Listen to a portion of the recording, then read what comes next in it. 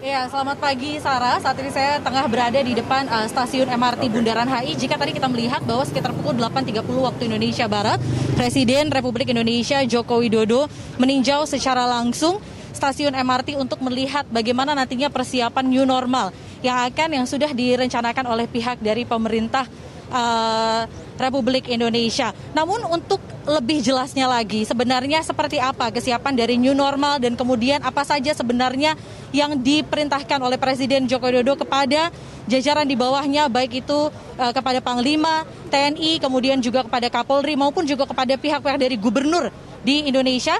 Saya akan mengajak pemirsa untuk berbincang. Saat ini sudah bersama dengan saya sudah ada Panglima TNI, kemudian juga ada Kapolri dan juga ada Gubernur DKI Jakarta Anies Baswedan. Kita akan ke Panglima TNI dahulu. Pak Hadi, mungkin bisa dijelaskan seperti apa sebenarnya arahan dari Presiden Joko Widodo. Tadi seperti sudah meninjau dan dinyatakan oleh Presiden ini akan mendisiplinkan lebih ketat lagi kepada seluruh masyarakat Indonesia. Bagaimana? Ya.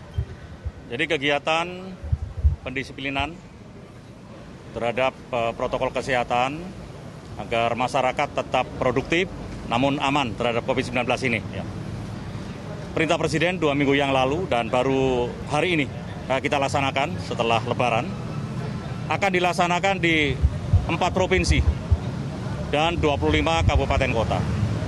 Memang kita bagi beberapa tahap ya, beberapa tahap yang sudah kita atur, di mana objeknya itu adalah tempat-tempat keramaian, ya. Contohnya adalah stasiun, saat ini kita di stasiun HI, kemudian mal, pasar rakyat ya seperti Tanah Abang ya di sini, kemudian tempat-tempat pariwisata itu akan kita jaga agar kegiatan di masyarakat ini terus bisa berjalan. Ya. Dan pentahapan itu tetap akan kita laksanakan. Satu contoh ya, barangkali di mal itu kapasitasnya 1.000 orang. Kita tidak akan lebih isi 1.000, oleh itu kerjasama antara TNI Polri dengan pemerintah daerah, termasuk pengelola, ini yang menentukan. Katakanlah 1.000 hanya 500 yang akan kita izinkan dan kita awasi. Sehingga masyarakat sudah terbiasa dengan itu, yang nantinya ya terbiasa dengan itu adalah terbiasa sudah disiplin, pakai masker ya, kemudian jaga jarak, cuci tangan. Kalau kita anggap oke, kita evaluasi, kita koordinasi dengan pemerintah daerah, TNI Polri, maka kita akan bertahap tambah. Yang tadinya hanya stasiun, kemudian mungkin tempat-tempat mal, mungkin ditambah lagi, pasar, tambah lagi tempat pariwisata dengan kapasitas yang saya sampaikan tadi. Ya. Kemudian Pak, ini akan dilakukan di berapa provinsi dan berapa kabupaten kota? Ya, rencananya di 4 provinsi ya. Kan 4 provinsi ini yang melaksanakan PSBB. Ya. Di antara adalah Sumatera Barat, DKI Jaya, Jawa Barat, dan Gorontalo. Dan 25 kabupaten atau kota, ya kabupaten kota. Ini akan kita laksanakan.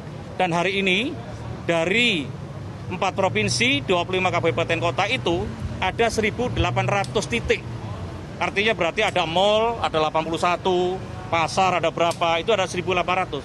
Akan kita laksanakan pendisiplinan tersebut. Mudah-mudahan dengan yang kita rencanakan secara bertahap nanti, masyarakat sudah terbiasa untuk melaksanakan protokol kesehatan tersebut. Baik Pak Hadi, kita beralih ke Kapolri Jenderal Pol Idam Aziz. Pak Idam, kemudian bagaimana ini sinergitas dari TNI Polri, kemudian jika ternyata pada saat pendisiplinan ini ada yang masih bandel, apakah kemudian akan ada sanksi mungkin yang akan diberikan dari pihak kepolisian? Ya, menegakkan disiplin itu harus datang dari dua sisi. Kami sebagai petugas, baik TNI, Polri, Pemda, tentu sangat berharap kerjasama yang baik dari masyarakat. Setidaknya 4 lah di dalam rangka menegakkan disiplin ini. Pertama, dia sudah punya kesadaran untuk hidup pola hidup sehat. Kemudian dia sudah punya budaya cuci tangan, pakai masker dan physical distancing. Mbak lihat juga, kita ini masih sudah physical distancing. Jadi yang kita berharap pasukan TNI, Polri, Pemda semua siap. Seperti yang dibilang Bapak Panglima tadi, di 4 provinsi dan 25 kota kabupaten. Tetapi harapan kita adalah bagaimana datang juga kesadaran dari masyarakat untuk sama-sama bahwa bahaya corona itu semuanya bahaya bagi kita. Seperti kalau yang Bapak Gubernur bilang tadi, semakin banyak kita tidak bertemu, menjaga jarak, disiplin akan semakin baik dan semakin cepat kita keluar dari ini. Prinsipnya TNI Polri siap. Selama kita bisa melaksanakan himbauan dengan upaya preventif, tentu penegakan hukum itu adalah upaya yang paling terakhir kita lakukan. Kemudian bagaimana nih Pak terkait dengan skenario arus balik dari masyarakat? Ini kan sudah ada yang balik kampung halamannya, kemudian mungkin akan kembali lagi nih ke wilayah Jabodetabek. Bagaimana skenario? Ya, nanti Pak Gubernur yang akan menjelaskan karena beliau sudah keluarkan peraturan gubernur. Prinsip kami TNI Polri, siang ini juga kami akan cek di jalur Cikampek sana bagaimana kesiapan personil TNI Polri di dalam rangka mengantisipasi arus balik. Selama ini kita sudah berjalan dan insya Allah semuanya akan landai, akan siap. Nah, teknis yang datang kembali ke Jakarta atau melintas itu ada pergubnya, silakan sama Bapak Gubernur nanti ya. Ya baik, menyambung dari pertanyaan dari Pak Idam Aziz, Pak Anies Baswedan, Gubernur DKI Jakarta, bagaimana nih Pak untuk skenario dari arus balik masyarakat yang akan kembali lagi ke wilayah Jakarta seperti apa? Ya, memang begini. Pertama, dari awal sudah dianjurkan jangan mudik.